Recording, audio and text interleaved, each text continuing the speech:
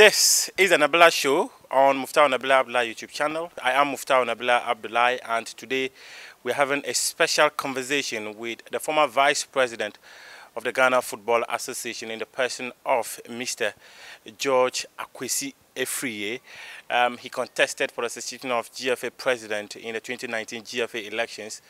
Unfortunately, it didn't go his way, and he has evaded the media since then.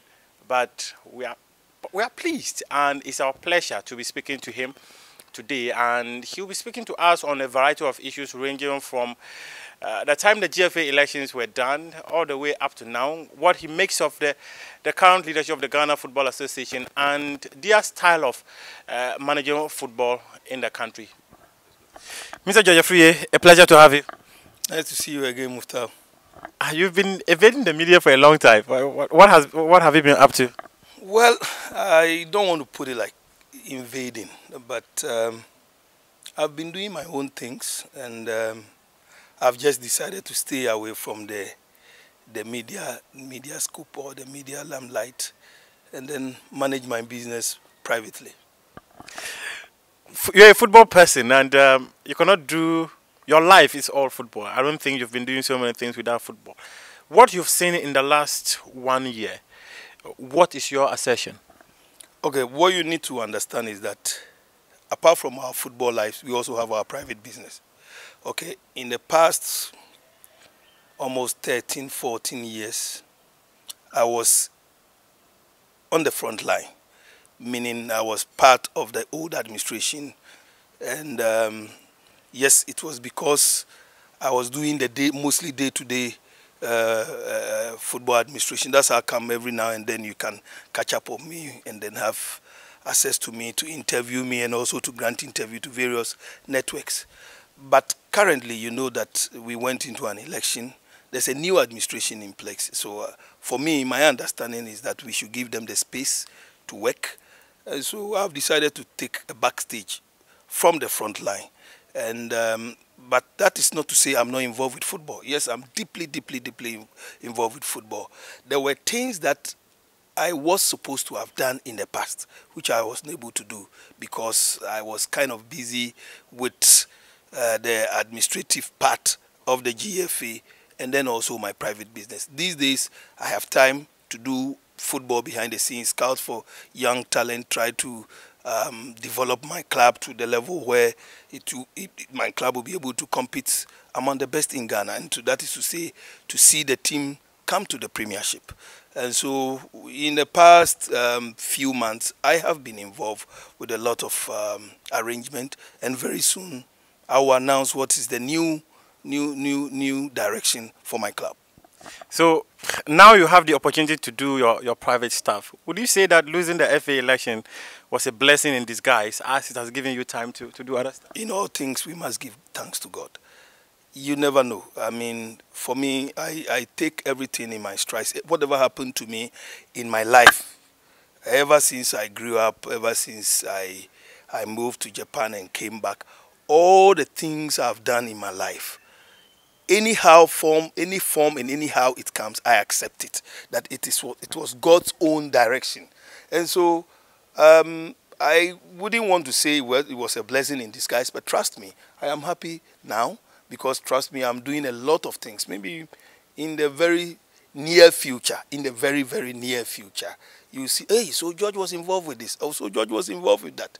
So it's good. I mean, let your work speak. Let your work speak. So for me, I have decided to just stay away from the sporting limelight. But very soon, very soon, I'll invite you to see what I'm doing, and then some of the things that I'll be doing will be speaking for itself.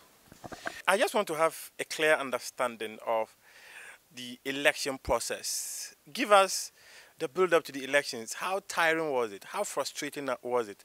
And the outcome of the elections. How did you take the outcome of the elections? Well, Mufta, I'm sure you were aware when I was crisscrossing the whole country trying to talk to the electorate and also to gain their support. I was very confident. I mean, but election, be it as it may, I mean, it has its own dynamics. And honestly, today, I wouldn't want to talk about 2019, 25th October 2019. It's past and gone. I've erased it from my memory. And remember what I did. Right after the election, I considered defeat. I asked the next day, I asked every football person, anybody who is involved in football, to give his support to the elected president, Mr. Keto Kriku. Let us all support him, because from what I understand, from where I came from and what I understand, football, we don't do politics. There's no MPP, NDC in football. I believe that when a leader is elected, he is our president and we must all rally behind him. So that was my understanding. And it was the message I gave the next morning. If you remember the video I did where I said, I thank everybody for the support and all that, and I moved on. When I did that, it didn't end there. I moved out of this country. I traveled out of the country to chill small in Dubai and Mauritius, just to refresh and then come back. Once I came back, I was done. I mean, the 2019, 25th October is off my memory. So I don't even want to talk anything about it. I contested, I lost, I considered defeat, and I moved on. But Uncle Joy, the interesting thing that it was a very close contest. I remember the first round, that was extremely close. But the second round, what might have happened? Muftau, the truth, yes, it was close. 44, 40, 27. Okay. Now, football politics, like any other politics, when it goes to second round, it's like a chess game. It's about who is able to convince who, and who is able to bring other people to join them to win. So I would say maybe Ked did it nicely. He was able to convince more people than me. And so that's how he won. And for me, like I've already said right now, 25th of October is out of my memory. I don't even know what this man did, this one. No, it's not necessary. But then again, I was at the FA when you came to present your nomination form. You had made it clear to the number of clubs that were throwing their weight behind you. But on the field that day, it never went your way. Did they disappoint you? No, I wouldn't want to say that. You are aware that a lot happened even a night before the election. A lot happened. And like I said, I have deleted and erased 25th of October 2019 from my memory. But history serves as a guidance. And I believe that maybe in a future election, that is if I will contest again, if in the near future, that will serve as a guidance. So for me, I wouldn't talk about it again. But then again, we are looking at history that is supposed to guide us and lessons we might have learned from the history that is past. So I would like to understand how disappointed you were and what lessons you learned from this FA election. You see, I don't know how God created me. I am a very strong mental person. My mentality, I am a very strong person. I take every defeat or I take any misfortune in my strides with a very strong conviction that I'll be able to do it better another time. So I'm not the kind of person that gets so disappointed, get brokenhearted, or get so defeated right after you have been defeated. No. I am I have a very strong mentality. And so I moved on.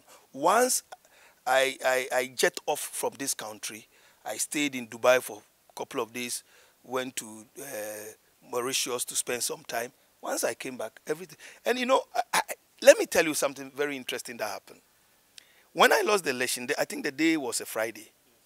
On a Sunday, I was in Kumasi Sports Stadium. In fact, on a Sunday, I went to Kumasi Unity Church, Dr. Chase Church, to thank him for his support and also to worship, fellowship with them. And then I left to Kumasi Sports Stadium on that Sunday to support Kumasi Asante Kotoko. And I did that. So even friends like Yakubu Abu Salam and co, they were like, what is wrong with this guy? It looks like the guy we were thinking, but people were down. In fact, in the town of Edubias, Yakubu told me that women were even crying to that level. But personally, I think that you never know. You see, let me tell you, in this life, Muftau, you never know what would have happened if I had won the election.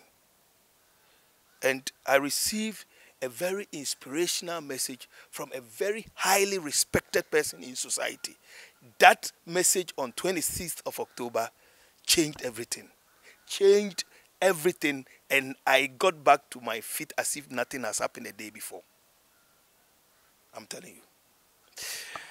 You are still watching the Nabila show on Nabila Abdullah YouTube channel. We're having a conversation with the former Vice President of the Ghana Football Association, a 2019 GFA presidential candidate, and he's speaking to us on a lot of issues that happened in the build-up to the FA elections and all that. We'll be picking his thoughts more on so many things that are happening within the football space, because all his life he's been through and through football. So there's no any other person to give us an insight than the former president of the Ghana, vice president of the Ghana Football Association, who has seen it at a topmost level. One thing that he said in 2019 was that he has occupied a position that money cannot buy, and that is being the vice president of the Ghana Football Association. Mr. George Afriyie, there was that famous picture from Samuel Bachman, that Olise, that showed your facial expression.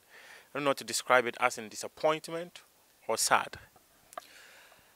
Well, at that, with Olise's picture, I think maybe that was when the first results came. And it was 40, 44, 27. Yes, naturally, normally, anybody who had high hopes and high expectations will be a little bit disappointed. Not a little bit, but disappointed. I mean, aspiring for that high office of FA president, definitely you will be disappointed. But like I said, I got off quickly, went out also trying to talk to a few of my campaign team and then other members to see. I even went out with Nanayao, because I realized he's been able to pull some numbers which need, I mean, if we could talk to them to convince them, why not? So whilst we were out there, we came in, and then the second round was also ongoing. In fact, we were out when the second round started. So personally, I felt that instant moment, yes, disappointed. But trust me, once I considered, I moved on immediately. What were the lessons you learned from the FA elections? Well, personally, if you ask me, I have had a long-lasting relationship with a lot of the football family, and I'm referring to club administrators, club owners, and all that. There were those who were very truthful to their words. There were those who were lying. I mean, you say they promise you, but they mean something else. So these are all lessons you learn going forward. You understand? You now know who you must trust and who you must not trust. It's normal in our daily life. In fact, even within your own household, it is possible that among your children or among your family members, there are those that they laugh with you with their teeth out, but trust me, that's not what they mean. I knew this could happen, but not the margin at which it happened. You understand what I mean? So for me, I mean, a lot of lessons learned. And I have, like I said, I have moved on. I don't even remember anything of 2019. It only served as history and a guidance. You told me you were going to get 82 votes when I spoke to you in the build-up. 72 votes in the build-up to the FA elections when I spoke to you. But that never happened. Well, it's normal. I'm sure you sitting here know a lot of things that happened a night before the election. But I leave that. What happened? No, you know. I leave that to you. I clearly do not have an idea. Even the second round, what happens? It was an open secret. Everybody saw it. So these are not things I'm ready to talk about it. What did you see? Nothing. Mufta, you've known me for so many years. I'm not the type that can be pushed. Uncle George, you lost your car wanting to become FA president. How do you know that? Because I was someone who was closely monitoring the FA elections, and even your campaign manager also had his car buckled. Well, you can say that we got a Land Cruiser bent. We didn't lose any life, but that's it. That's all I can say. When we were touring, but nobody died. So your Land Cruiser got bent? I said we got a car bent. I didn't say my Land Cruiser got bent. That is the former Vice President of the Ghana Football Association, Mr. George Afriyie. Now we are moving the conversation on, and interestingly, he talked about the lessons he learned from the FA elections. Now, Kurt and his team has been in office for a year plus 2 months now. I think December 25 will be exactly a year and 2 months since they came into office. What do you make of the Attenua? Well, if you ask me, my disappointment were some of the appointments. But hey, you can't fault him. The man has won an election. If he chooses to make Muftau his secretary, who am I? Who am I? Personally, I was expecting to see some old hands. I was expecting to see some experienced people in certain positions. But like I said, he is the president. The prerogative is with him. And he has the right to choose whoever he wants to work with. But personally, if you ask me, that area was my disappointment in the early appointments. But, I mean, moving forward, he's been able to deal with it, and the job is going on. So I don't have much to say about it. What should he have done? No, I have said it. I just said it right here. That I think that there were some experienced people left out. And some of the appointments and some of the names that came out, I mean, I don't really want to go into it. Honestly, like I said, it is his prerogative. If I want to go into it, there are things that the people, some caliber of people, and I can't go deep. In other words, it's something I will have. If I get a chance to sit him one-on-one, I'll tell him. I don't want to put it out there. I want to tell him because, hey, me and Kurt, we are not enemies. Just recently, he saw me at Golden Tulip. That's about 2 weeks ago. And he invited me. He said, oh, George, we sat on one table. He said, when we come to Accra, he would like to meet me, and then we see how best I can help in the administration. I said, okay, why not? I mean, we are not enemies. So if there are things that I think, personally, if you ask me, it was wrong for certain people to have been appointed, but they are there. When I meet him, I'll tell him. And that's what I'm saying, what he should have done, and what caliber of people should he have chosen? I've already said that repeatedly. What caliber of people should he have chosen? Experienced people who understand the system. And who are the experienced people? I'll give you a typical example. Just this morning, I heard Kofi Menu speaking on Asempa FM. Now, personally, the ethics committee, it's one area where we need people with some level of experience in football. They must have the law background, no doubt about that. I mean, very experienced lawyers, no doubt. But there must be somebody who has some level of knowledge in football, especially within our system. It will help. So you think the ethics committee is... I don't even know the personalities involved. I don't know any of them. I don't have the background of any of them. All I know is that they have some competent lawyers out there. No doubt about that. But then I'm saying that if they had appointed somebody with the law plus football, probably it will help to do the trick. What would George have done if he was the FA president? No, I'm not the FA president. But if you were? We are not talking about me. But we are talking about what we should do for the development of football in the country. I'm not contesting an election as we sit here today. I contested an election, came out with a manifesto, all visions outlined. Muftau, don't take us back. Let's move forward. No, I'm not taking you back. But clearly the conversation is that you're talking about how the FA president should have brought in experienced people to lead some part of his appointments, or say in some departments of the Ghana Football Association. And if you are to offer him an advice, you put yourself in his situation and offer that advice. So that's what I'm saying. If George was the FA president, what would he have done differently from what Ked did? Let me give you a typical example. As you go around interviewing people doing your sports program, there are people you see every day whose daily life is about 70% football. Don't you meet them always? Yes. So those are the people I'm talking about. I don't want to be mentioning names to look like these were George's friends or these were... No, I don't want to do that. I'm saying that as you go around every day, there are people you see them every day involved with football, even though they may have other professions or their other careers. But you see them deeply involved with football daily. Those are the people I'm talking about. In other words, I'm suggesting that so many people within the football community were not added. So many new people who are not involved with football. in the setup. No, but the key thing was that people, the general public, were saying that, come on, we've had this administration for 13 years. We needed a change. And probably he brought in that change. Can you go and bring Garden X sellers to come and man the Tomato Sellers Association?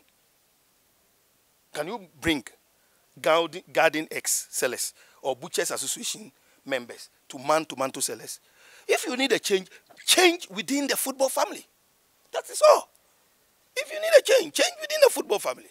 We are not saying don't. You see, we need the corporate in our system. No doubt about that. But there are a lot of them out there. A lot of them. Are you suggesting that the GFA president overlooked members of the football community? Well, I said I was expecting some experienced people in. I didn't say he overlooked. There are a lot of them still in his administration. There are a lot of them. But I'm saying there were still more of which he left out. Was George Afriyie consulted to head a certain position within his administration that you did not take? Never. I heard that rumor and I was laughing. The person who told me mentioned Odrosafo. And I told the person that it is because you are saying it, I did not hear it from Odrosafo. Because Odrosafo is my very good friend. So if he has told you that privately, let him come out publicly to say that. Never. Nobody. Never. I saw your statement which sought to suggest that you were never consulted to take any position. However, there were publications out there that suggested you were appointed to head a Division 1 committee. There were some media reports that also suggested that you were being appointed to head the committee that will help reduce the number of clubs in the Division 1 to 18. But you came up with a statement denying that. What happened? Well, I'm sure you remember that the executive, was it the executive committee or the GFA, how I want to put it, they came out with a suggestion that they will want to reduce the number of Division 1 clubs, and just to conform with one of the articles in our statutes, I don't know, I don't remember, something. And so the various zones in Division 1 were asked to nominate one person, and then the GFA will appoint 2 people to make up the number 5. You know, we have 3 zones, zone 1, zone 2, zone 3. So it was on our zone 3 platform that I was nominated by a member of the zone 3, the club representatives from the zone 3, and others seconded that I should serve on the committee.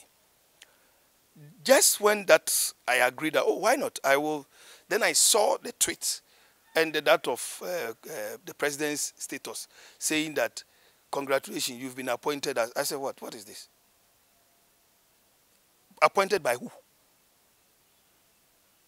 And Muftau, right away, initially, you know, I didn't even want to accept it when the committee members were, but they said, George, you've been in Division 1, because don't forget, I've been a member of the Division 1 League Board. In fact, when Mr. Kwesi Nyantechi won his first election, the portfolio they gave me then was a member of the Division 1 League Board. In fact, I was instrumental, myself, Osekwe Kupama Eloyeya, we were instrumental in coming up with the new format, which we are practicing today, the 48 Division 1 club. You remember, in the past, it used to be sub middle league and all that. So we were part of the people who engineered the change in this current. So there were other members who were on this. And you remember, Palmer and Co, they are all in the same zone 3. So Alaji Abu Suduko and Co, they are all in zone 3. So they said, well, based on experience, we think that George will serve our interests and all that. So that's the reason why I accepted to serve. But when I saw that they were making political capital out of the whole thing, then I back out. I said, no, this is not politics. You see, if you look at what happened in that election, it showed clearly that our football was divided. The results of the 2019 GFA election shows that the first round was clear. So, personally, if I was in the shoes of the president, I will try to bring everybody on board.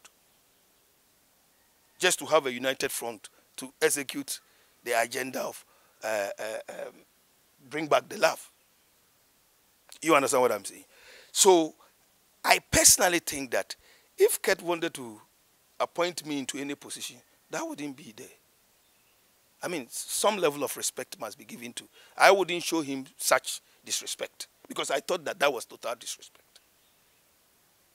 It was disrespectful for the zone to appoint you, or for Ket to say that you. It was not an appointment. That's not an appointment. A nomination from a zone to represent is not an appointment. Personally, that was not an appointment. Then again, if you were appointed to serve on his administration, would you have done? Well, it depends. I have said this. In fact, I have answered this question before. It depends. It depends. If you ask me to, let's say, for example, to be the kit manager of the Black Stars, you expect me to do that? Why? Do you want me to go and be the kit manager? It is not because I disrespect the people, but you are asking the person who was the chairman of the Black Star Management Committee to become the kit manager of the Black Stars. Is that what you want me to do? No, I wouldn't accept it. But then again, you mentioned something interesting about how the election process got the football community divided. How were you divided? By the results. The results is clear. Ket had 44, I had 40, and I had 27. It was clear. Papo had 7. It was clear. There are still people who believe in Ket. There are some people who believe in Nanaya. There are some people who believe in George. There are some people who believe in... It's clear. It's different from the Kwesi Nyantakyi election where Ibrahim had... Kwesi had 80-something. Had 70. I don't know. I forgot. Kojobonsu had, I think, 7 or so. This is different. Compare that. But an election must always be competitive. It was competitive. Because it is democracy. And I'm saying, I've just told you that that is how come I considered and asked everybody to support the president. Were you not privy to my concession speech? Didn't you listen to the concession speech that I gave? That I didn't even allow a third round? Or you forgotten so soon? I was there. Yeah, so what are you talking about? No, but you're talking about how the election got the football community divided. No, right there. That it shows that no clear one person had the total majority of the people. It was clear. You saw it. But must someone have the total majority of the people? If someone has that total majority, it shows the total confidence of the whole football family behind you. You don't know that? That is how come Mr. Kwesi Nyantakyi was able to rule almost 3 times. Because he had everybody supporting him. See, sometimes when we say these things, it is even good for Ket. Because when you bring everybody on board, then it gets to a point where nobody even wants to contest you. You are there. That should be the case. How should he have brought everyone on board? Well, these are things when I think I've told people around him. I told Shadow. I told Osekre. I told them how we did it in 2005. I told him. Do you know that in 2005, when Kwesi won the election, his opposition members, apart from the figure, his opposition members were people like Kujo Fiano, Kofi Menu, Oloboy, and Co. Even Uncle Nab. They were all Ibrahim loyalists. But what happened? We brought all of them on board. People like Kwanzaa, Qatar, who were doing errands for, they were all brought on board. Everybody was brought on board. So it got to a point where Kwesi didn't actually have opposition. Yes, it's normal when it gets to election, people want to contest. It's normal. People, no matter what people, but then the main people within the football circles were not ready to contest him. So, but this advice, I've shared it with Osekre and I've shared it with Amini Shadow. That is why people say Kwesi became... Let me give you a typical example. You see what is happening in CAF now? You see what is happening in CAF now? should serve as a lesson to every leader. And I think that CAF should take a cue from what is happening in CAF. So if you go to CAF, me, I was deeply involved with Ahmad's election, courtesy Kwesi. You know, because Kwesi went to almost all the meetings and things with me, apart from maybe traveling alone to visit some of the FA president. So I'm aware the role Kwesi played. I'm aware the role Pinnick played. I'm talking about Amaju Pinnick of Nigeria. I am aware of the role Musa Ability in Liberia played. I am aware the role Aisha Johansson in Sierra Leone played. I am aware of what the Zimbabwe FA president played. Today in Ahmad, where are those people?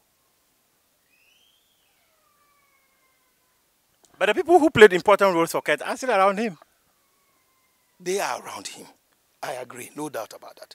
But the people who played important role, how many of them will cast their vote in the next election? I agree, George. Let's sum up the conversation. Ochiman planners. We are coming up differently. There's a big thing coming out. Okay. You see, I'm not a quitter. There's a big transformation coming on.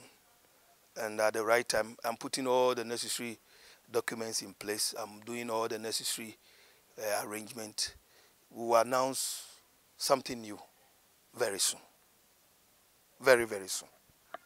I remember, was it the 2017 or 2018 season where, this 2017 season, where there were high expectations that you could qualify for the Premier League? Yeah, we almost did.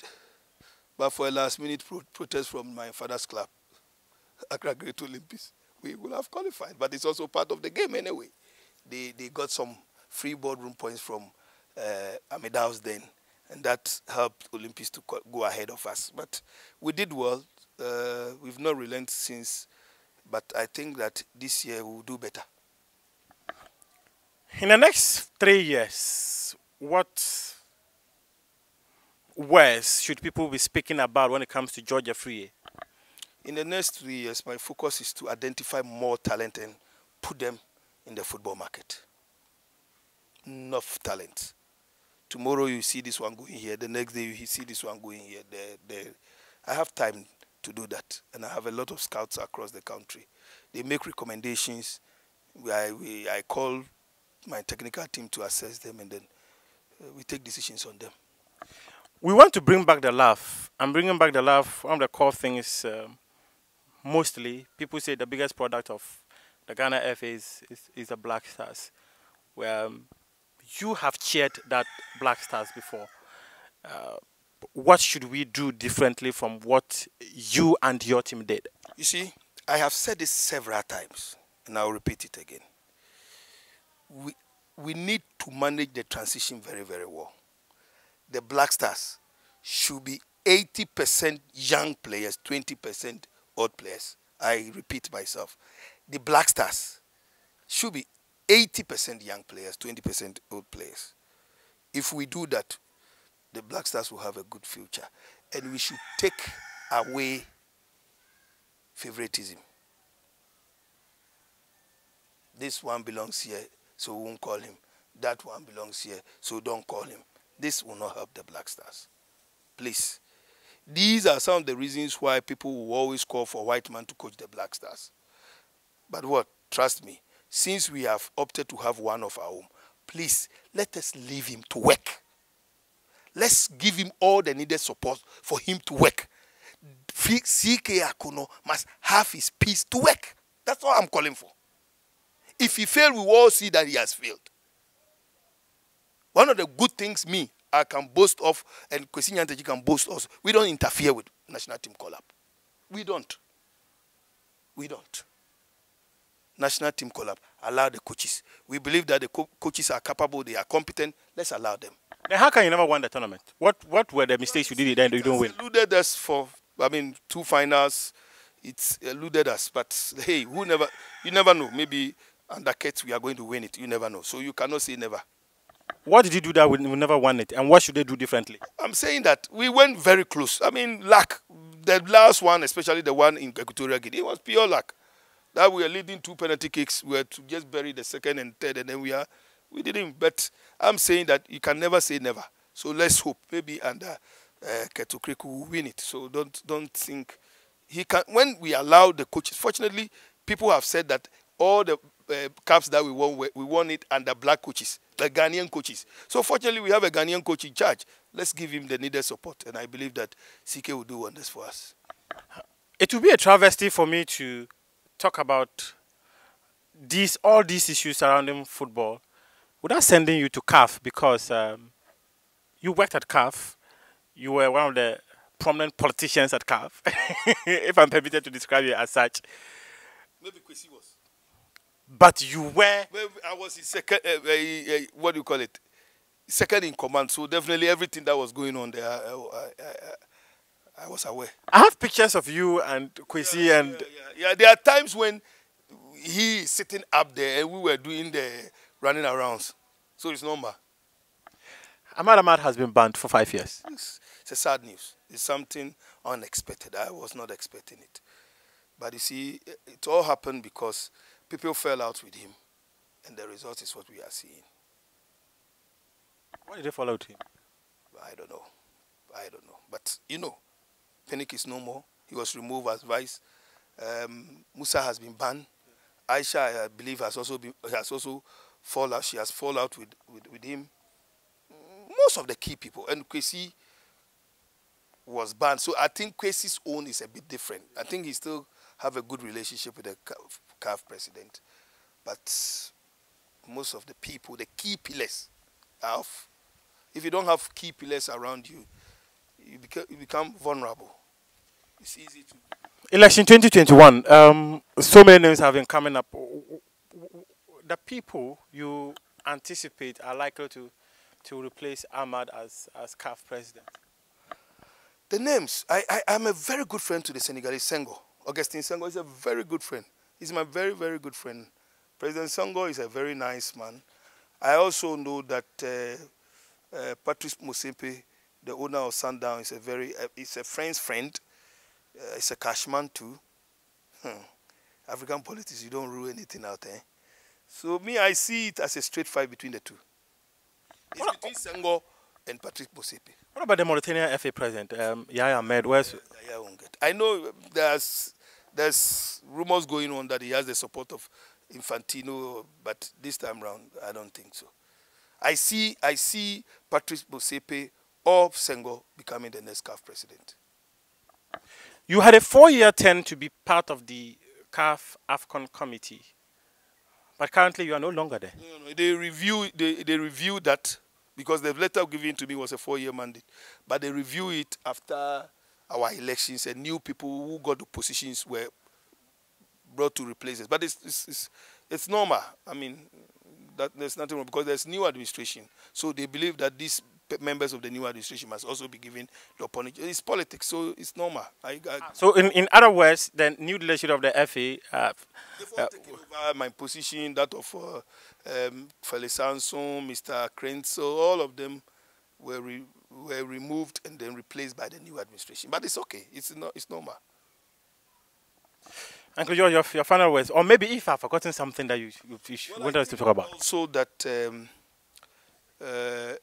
let me take this opportunity to wish the football family and all the football friends a Merry Christmas in advance and a Happy New Year in advance. 2020 has not been a good year. We've lost some good and great personalities in football. My own Yakubu Moro, Mr. Evans Menume, Kwesi Owusu, just to mention a few. I mean, these are people, the Special Assistant to Domahine Sapon, my friend, my very, very good friend. We've lost some good friends in football, but we believe that the good Lord will spare us 2021, and because these are some of the things we don't want to remember. And so I wish everybody a successful new year, and I wish the president of the FA a successful new year. We hope that he should try and bring people on board, those that he thinks that they can assist him to achieve his mandate of bringing back the love. If you want to bring back the love, you need to bring everybody on board. Thank you. Thank you very much. That is the former Vice President of the Ghana Football Association, George Afriyie. speaking to us on a variety of issues. One thing we did not talk about was the Galka elections, but I think it is good because we had a very interesting conversation, both the serious and the mild ones. This is the Muftau Nabila Abdullahi YouTube channel. Thanks very much for your company. I'm pleased to have come your way with this interesting conversation because it's the first time he is speaking following that FA elections in October 2019. Thanks very much for your company. I am Muftau Nabila Abdullahi, and see you again next time. Merry Christmas and a prosperous Happy New Year to all.